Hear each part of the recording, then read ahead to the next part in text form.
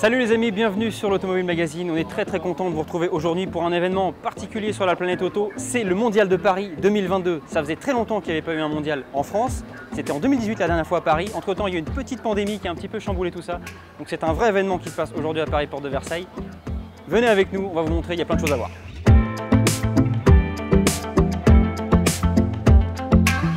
Bon les amis, je ne suis pas tout seul pour découvrir ce mondial et vous faire découvrir ce mondial. Je vais rejoindre sur le premier stand hyper important Didier. Didier, tu m'attendais sur le stand Peugeot. C'est le premier stand sur lequel les visiteurs vont tomber quand ils vont rentrer dans ce pavillon 4. Et ils vont tomber sur quoi? Sur la nouvelle 408, hyper importante. Chez Peugeot, ils ont vraiment mis l'accent sur la 408. Il n'y a pratiquement que ça sur le stand, elle est même dans une bulle derrière nous. Et la 408, en fait, c'est la berline fastback un peu SUV qui enrichira la gamme début 2023. Ce qui va être important pour les gens, c'est de la découvrir en vrai, cette berline, parce qu'ils l'ont peut-être vu sur Internet, ils l'ont peut-être vu sur des photos. Et en vrai, les proportions sont vraiment étonnantes, donc il faut venir se faire son idée, c'est important de venir quand même. Et en plus, elle est en plein de couleurs différentes, donc comme ça, c'est vachement bien.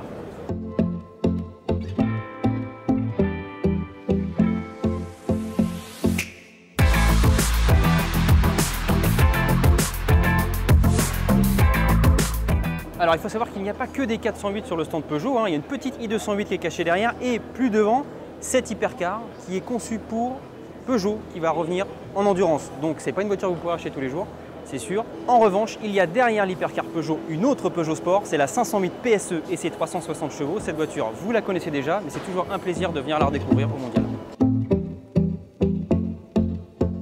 Bon Didier, on bascule directement du stand Peugeot au stand DS. C'est l'un des stands les plus exhaustifs de ce salon. C'est normal parce que la gamme DS est plutôt petite, il n'y a que 4 modèles. Ils sont tous sur ce stand. Est-ce que tu peux me dire un peu ce qui se passe au niveau des modèles SUV chez DS? Le maître mot, c'est restylage, avec la DS3 Crossback qui devient DS3, avec moins d'ambition que sur un DS7 où toute la face avant est refaite, toute la face arrière aussi. Là, c'est une signature lumineuse dans tous les cas pour les SUV qui vont dans l'esprit un peu de la DS4. Et puis chez DS, on restyle aussi les concept cars.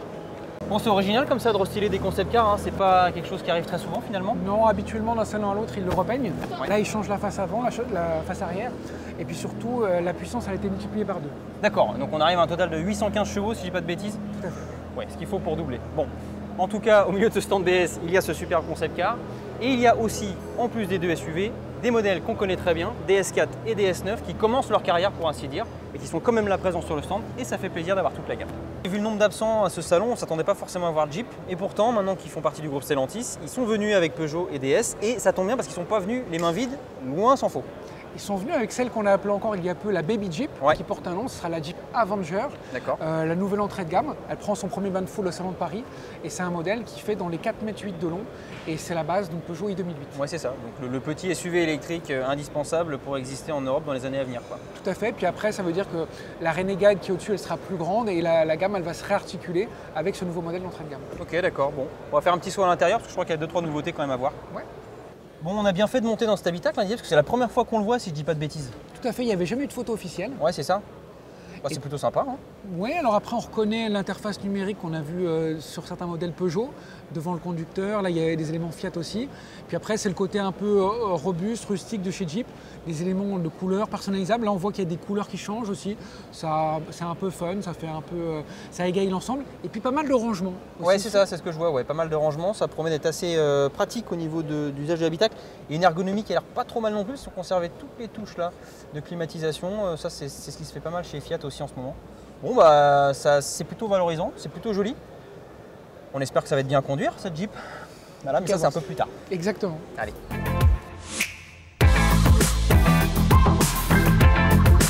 Bon Didier, dans ce pavillon 6, il y a une marque que les Français aiment beaucoup à juste titre, c'est Dacia, et qui a un très gros stand, tu me confirmes? Tout à fait, chez Dacia il y a tous les modèles, ils sont tous accessibles, vous pouvez monter à bord de toute la gamme, et puis surtout il y a la nouvelle identité, ils ont restylé l'ensemble du catalogue. Oui d'accord, c'est assez rare ça, d'habitude ça se passe modèle par modèle, là ils ont profité de l'occasion pour appliquer la nouvelle identité de marque sur tous les modèles, les nouvelles calandres, les nouveaux logos, c'est vachement sympa. Et puis on s'est arrêté devant ce modèle, pourquoi? C'est le nouveau Jogger. Alors le nouveau Jogger, c'est le dernier de la gamme, et puis surtout la nouveauté, c'est que ça sera aussi la première Dacia hybride de la marque, avec la technologie du Capture et de la Clio. Oui d'accord, et ça c'est pour le premier trimestre 2023, donc ça va être une grosse nouveauté pour Dacia l'année prochaine. Et on va aller dans le fond du stand parce qu'il y a un truc un peu intéressant là-bas. Bon Didier, on est venu dans le fond du stand Dacia après avoir vu les Spring, les Sandero, Sandero Stepway, Jogger, Duster. il y a un autre véhicule dans le fond du stand qui est un peu original. Tu peux me détailler un peu parce qu'il a une drôle de forme ce truc. Alors ce concept car en fait s'appelle Manifesto, c'est un buggy, mais alors évidemment il ne faut pas le prendre pour argent comptant. Il n'y aura pas de buggy comme ça dans la gamme Dacia. D'accord. Pour autant, toutes ces solutions, comme ces sandos, ces solutions de rangement à l'intérieur, on va les retrouver dans la gamme Dacia très rapidement. Est-ce que tu peux me donner un peu plus de précision sur ces petites astuces qu'on retrouvera peut-être sur les voitures de série? Alors ce qu'on ne retrouvera pas, c'est les housses de siège en sac de couchage. Par contre, tout ce qui est planche de bord avec des sangles pour fixer des objets, les petits rangements comme la pochette devant le conducteur, le rangement aussi entre les sièges et puis surtout le liège et le caoutchouc recyclé, ça c'est des choses qui vont arriver très rapidement dans la gamme Dacia. D'accord, donc des petites astuces comme ça qui sont montrées sur ce véhicule, qui n'existera pas comme tel mais qu'on retrouvera sur les voitures de série. Exactement. Ok, bon, d'où le nom de Manifesto, manifeste dans le concept, dans le jargon des constructeurs. Ok, c'est super. Bon allez, on continue. Bon Didier, à l'entrée du pavillon 6, on tombe sur le stand Renault, un stand extrêmement fourni, il faut venir le voir. Il y a d'abord et avant tout, 3 concept cars, c'est énorme. Tu peux me les détailler un peu? Alors tout à fait. D'abord, tout au fond, il y a la Renault 5 prototype qu'on connaît depuis 2021, celle qui annonce la Renault 5 électrique qui arrivera en 2024. Entre les deux, il y a la R5 Turbo 3E, un bolide de drift un peu exacerbé qui fait un peu le relais avec la Renault 5 Maxi 5, Jean Ragnotti, enfin le groupe B, toute l'allégorie du sport prototype. Et puis surtout, cette Renault Forever Trophy. On ne connaît pas celle-là. On la découvre en fait, c'est la première fois qu'on la voit. Et ça annonce clairement une Renault 4 électrique qui arrivera en 2025 dans la gamme. Et elle aura une posture un peu SUV, elle complétera la Renault 5. Pour faire simple, en fait, la Renault 5, c'est un peu l'alter ego électrique de la Clio. Et bien cette Renault 4 électrique, ce sera l'alter ego électrique du Captur. D'accord, ok. Donc c'est pour ça qu'elle est un peu surélevée, qu'elle est sous format trophy, pour l'appellation originelle historique du 4L Trophy. Alors là, le côté baroudeur, il est vraiment exacerbé. On a des barres de remorquage, on a des ailes qui sont vraiment très très bodybuildées. Ouais, une roue de secours sur le toit. Exactement. Et puis, on a le côté un peu futuriste avec des rétros. La Renault 4 reste beaucoup plus pragmatique, beaucoup plus économique. Ce ne sera pas un véhicule low cost, mais il y aura quand même un côté très accessible. Et ça sera un peu la philosophie de la Renault 4 des années 60. Ok, d'accord. Bon allez, on passe sur les modèles de série maintenant. Bon, à côté des concept cars sur le stand Renault, Didier, il y a aussi beaucoup de voitures de série, celles que tout le monde peut acheter chez le concessionnaire, à commencer par ce Renault Austral, un modèle extrêmement important pour la marque qui prend son premier bain de foule. Là, on est vraiment dans le concret, c'est le remplaçant du Kadjar. C'est un véhicule qui va tenter de détrôner le Peugeot 3008, donc vraiment grosse pression pour lui. En tout cas, c'est prometteur pour ce Renault Austral parce qu'on a pu en prendre le volant en Espagne déjà pour un essai assez détaillé et franchement, ça s'est très bien passé. Mais en tout cas, pour ceux qui viennent au Mondial, il faut venir le voir pour découvrir l'intérieur de cette voiture qui est vraiment très moderne. Viens voir. Bon Didier, on ne s'autorise pas à monter dans toutes les voitures de ce mondial parce que ce serait un petit peu long. En revanche, cette Austral, ça vaut le détour, ne serait-ce que pour découvrir cette nouvelle interface numérique très moderne. Double écran, 2x12 pouces, c'est vraiment complètement nouveau. Mais c'est vrai que ça en met plein la vue parce que cette interface, on avait commencé à la voir dans la Mégane E-Tech. Ça reprend un peu la même architecture avec la navigation via Google. Puis surtout en termes d'ergonomie, en termes de finition, c'est vraiment une montée en gamme réussie. Il y a des astuces pratiques. Et puis au niveau des matériaux, c'est vraiment valorisé. Ouais, je suis d'accord, ça s'annonce bien pour ce Renault Austral. Alors on vient de sortir de l'Austral et il y a évidemment d'autres modèles de série sur le stand Renault. La Mégane E-Tech, nouveauté extrêmement importante de l'année dernière mais qui commence sa carrière. Donc c'est pour ça qu'il y en a plusieurs sur le stand. Un Arcana juste derrière aussi, modèle très important pour la marque. Et cerise sur le gâteau, en quittant le stand, vous passerez devant ce concept qui est en fait le 4e larron, qu'on avait oublié mais qui n'est pas derrière les Renault 4 et Renault 5. C'est le Scénic Vision. En fait, il annonce la prochaine version du Scénic qui sera 100% électrique avec un intérieur assez spectaculaire et ça aussi, il faut venir le voir.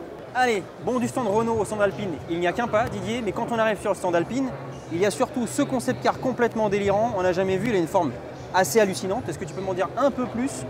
Là, on fait vraiment un pas dans le futur. En fait, c'est une hypercar qui fonctionne à l'hydrogène. Un véhicule très imposant, il fait plus de 5,20 m de long. Mais surtout, ce qu'il faudra retenir, c'est au niveau des phares, au niveau des graphismes, c'est des choses qu'on verra dans la gamme en série. Dès 2024 avec les Renault 5 Alpine, avec le SUV, avec la future A110. Donc, on retrouvera toute cette signalétique. Et puis à l'intérieur, il y a un volant spécifique. Pareil, on le retrouvera dans la gamme. D'accord, ok. Bon, en attendant, ça c'est très loin. On va aller se concentrer sur un modèle qui existe un peu plus dans la réalité et qui ressemble un peu plus à la berlinette qu'on connaît. C'est parti. On vient de quitter le concept Alpenglow du coin du stand là-bas et maintenant on se retrouve face à cette Alpine A110R qui est en fait une version encore optimisée de la berlinette qu'on connaît. Évidemment, vous retrouvez toute l'identité visuelle de cette voiture, En revanche, un paquet d'éléments spécifiques en carbone, que ce soit sur la carrosserie, mais aussi sur le châssis, avec ces jantes-là. Des liaisons au sol, ça on ne le voit pas, mais qui sont retravaillées pour la piste. L'intérieur aussi, bref, la voiture est allégée, pensée vraiment pour aller chercher le dernier dixième sur la piste. En revanche, cette amélioration a un coût, c'est 105 000 € le modèle. Il est déjà disponible à la commande. Bon Didier, on aborde sur ce stand une autre dimension très importante de ce mondial 2022, c'est la présence en masse des constructeurs asiatiques, dont BYD, Build Your Dreams, plus exactement, donc BYD, pour éviter de dire un mot français pas très sympa. Alors on n'est pas sûr qu'ils viennent forcément en France ni en Europe, ces constructeurs, mais en tout cas, BYD est prêt et ça passe notamment par un de ces modèles. Est-ce que tu peux m'en dire un peu plus? Alors ce SUV, en fait, il s'appelle Atto 3. C'est l'équivalent en fait, d'un Peugeot 3008 en mode 100% électrique, longueur de 4,46 m, puissance électrique de 210 chevaux. Le style extérieur, c'est pas franchement original, pourtant à l'intérieur, il y a des astuces qui sont intéressantes. Allez, j'arrive. Bon, effectivement, Didier, tu m'as pas menti, cet intérieur d'Atto 3, il est assez original, ce que je vois. Alors c'est original parce que tu peux jouer de la guitare avec les contreportes, okay. Et puis surtout avec l'écran tactile, tu peux le faire pivoter comme ceci.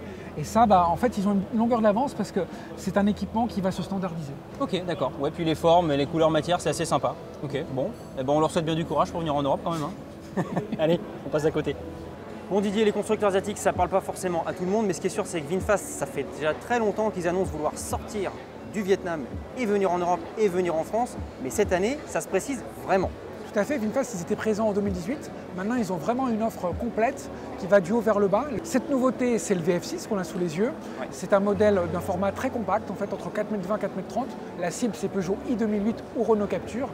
Et là, on est vraiment dans le concret pour le marché européen. Ouais, c'est ça. Et d'ailleurs, de ce que j'ai compris, il y a une vingtaine de showrooms qui vont ouvrir en France à partir du mois de novembre. Ça va commencer par Paris, puis après, ça va s'étendre dans tout le territoire.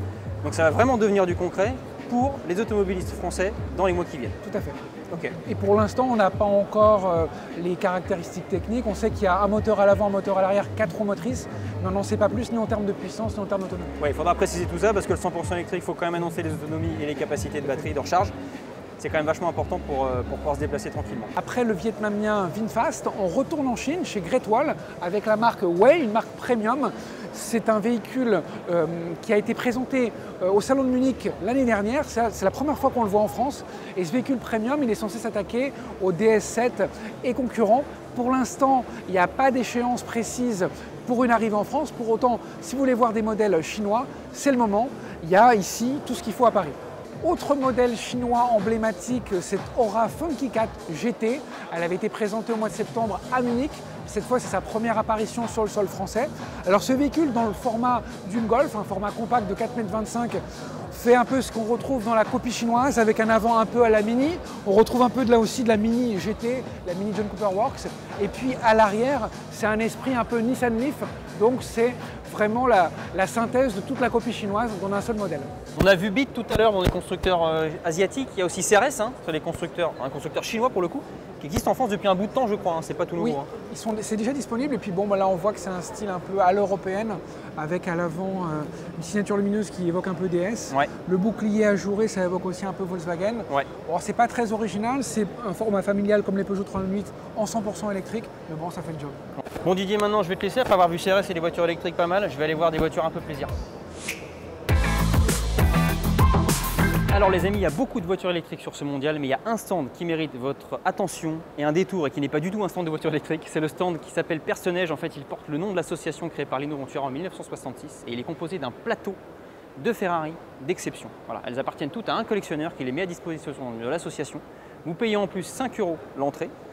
Vous pouvez aller jusqu'à 5 personnes avec ce même billet de 5 €, voir des Ferrari totalement délirantes. Ça va de la Mondial T, là-bas qui est cachée dans le fond du stand, à cette délirante Monza SP2, qui n'est pas un prototype, je le rappelle, qui était disponible à la vente pour les riches propriétaires de Ferrari. Et voilà, donc si vous voulez vraiment vous changer les idées et changer les voitures électriques, les passionnés de mécanique, il faut qu'ils viennent sur ce stand, c'est absolument fabuleux.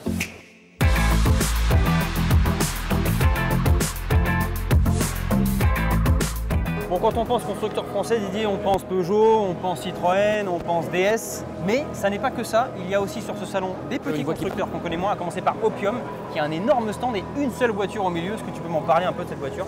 Alors l'Opium Machina, c'est un véhicule assez imposant, ça fait pratiquement 5 mètres de long. Ouais. Alors là, c'est un concept, la voiture de série qui fonctionnera à l'hydrogène et qui aura une autonomie de l'ordre de 1000 km. Okay. Ce ne sera pas avant fin 2025 au mieux. D'accord, donc très loin. Là, la marque a commencé à ouvrir les commandes. Ils estiment un prix autour de 120 000 €. C'est un peu l'équivalent d'une Audi e-tron GT ou d'une Tesla Model S, mais avec la technologie d'hydrogène. Ok. 100% français puisque fabriqué en Normandie, si je crois bien savoir. Tout à fait, c'est ça. Ok. Bon, eh ben on leur souhaite bon courage, on espère que ça va aller au bout ce projet. En tout cas, cette berline, elle a de l'allure. Croisez pas pour eux. C'est ça. Bon, on vient de quitter Opium, dédié, mais il y a un autre Français qui veut faire de la berline à hydrogène dans un avenir assez proche, c'est NamX. Est-ce que tu peux nous détailler un peu le projet, l'envie de cette entreprise, jeune entreprise? NamX, c'est d'abord un design signé Pininfarina, Ouais. avec des lignes assez audacieuses. Ça habille un SUV coupé de 4,90 m de long, donc l'esprit un peu d'un BMW X6. Ouais. Et puis surtout, c'est pas avant 2025 en série. D'accord. Bon, l'avantage, c'est que ça paraît aussi moins cher, hein. Ils annoncent des tarifs autour de 65 000 €, mais des puissances quand même assez élevées. Parce que pour motoriser des grosses berlines, des grandes familiales comme ça, il faut des chevaux, entre 3 et 500 chevaux, donc bon, 65 000 €, on verra si ça se concrétise. Avant que ça se concrétise, il y a quand même un détail à aller voir à l'arrière de la voiture qui est assez intéressant. Alors, on arrive à l'arrière de cette NamX, qui devrait être une voiture à hydrogène, donc qui fonctionne avec des piles à combustible. Et l'idée que présente la société française, c'est de pouvoir recharger ces piles, les changer, c'est ça? Tout à fait. C'est pas faire le plein comme une voiture hydrogène classique en mettant le pistolet dans le réservoir. En fait. Ouais. Là, il y a une partie qui s'ouvre et on a accès ensuite aux bonbonnes d'hydrogène. Je vais te D'accord. montrer comment ça se passe en fait. On va pouvoir récupérer Et si, recharge. des 6 recharges. Ouais, c'est ça. On la récupère comme ceci, il y a tout ce qu'il faut, tu vois, il y a une sangle. Ouais, c'est Et ça. puis Et tu vas après, la mettre à charger. on symbolise en fait une borne de recharge et on peut les récupérer comme ceci.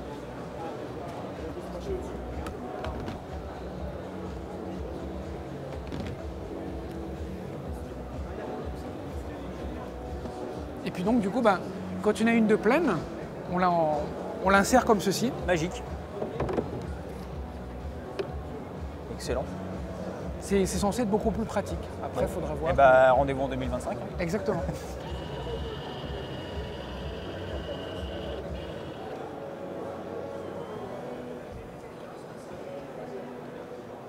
Bon les amis, on a fait avec vous un premier tour d'horizon, un premier bilan de ce mondial 2022 de Paris. Maintenant, c'est à vous de venir sur place si vous le pouvez pour venir voir ce qui s'y passe. Parce que c'est vrai que c'est un salon moins grand que d'habitude, mais il y a quand même plein de choses à voir et tout ce qu'on peut attendre d'une fête de l'automobile. Il y a des constructeurs français présents en nombre. Il y a des nouveautés que vous n'avez jamais vues dans lesquelles vous allez pouvoir monter. Il y a les voitures françaises du futur, il y a les voitures anciennes aussi, des collections assez inédites. Bref, tout ça, ça donne envie de venir. Il faut absolument venir voir ce qui s'y passe. Et par ailleurs, on reste branché sur le site de l'Automobile Magazine pour suivre toute l'actualité de ce salon 2022.